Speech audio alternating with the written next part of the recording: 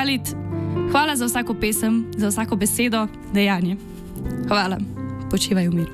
Halid je bil več kot samo pevec. On je združil vse narode, vse generacije. Na njegovem koncertu ni bilo razlik, bilo je samo eno: glasba.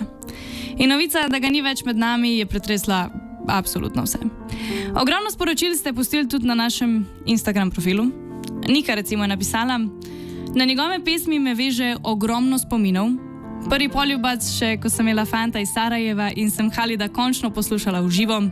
In potem najina himna z najboljšo prijateljico 20. In zadnji koncert, ko sem mami peljala v Križanke za njen rojstni dan.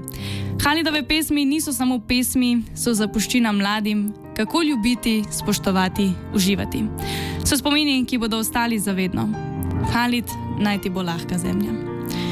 Ja, danes od 20. ure naprej bomo na našem Best TV-ju predvajali tudi njegov koncert.